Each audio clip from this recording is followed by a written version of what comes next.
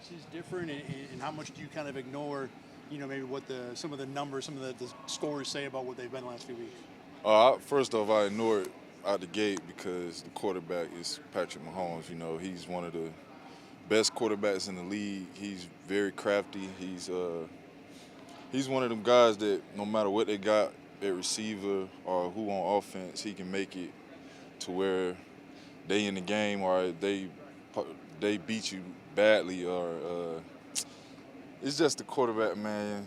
They got a good quarterback, so you can't overlook them at all, at all. I know you've seen him a little bit, probably not as much as the rest of the guys around him. Do you talk to them about what it's like to deal with him on a regular basis? How, what kind of keys to look for, things like that going into this game?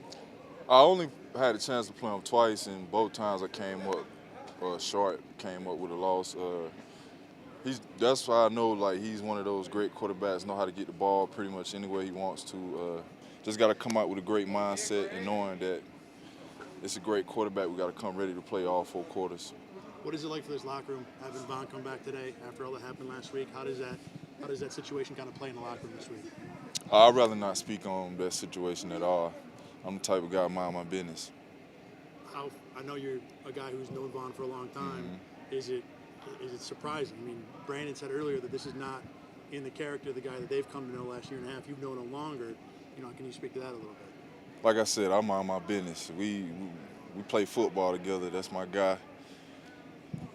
It's my job to mind my business. It's just something I don't get involved with, man. I would rather not speak on it. From a football perspective, Vaughn's been working his way back over the last 8 weeks.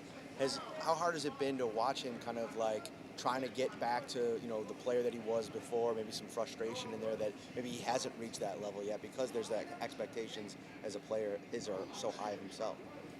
I got total faith in Vaughn. He's one of the guys, he's attacking it the same way each and every day, like if he's making plays or not. I'm not too much worried about him. He got injured. It takes time to come back from the injury. I injured my knee before too. It takes a little time to feel back to yourself.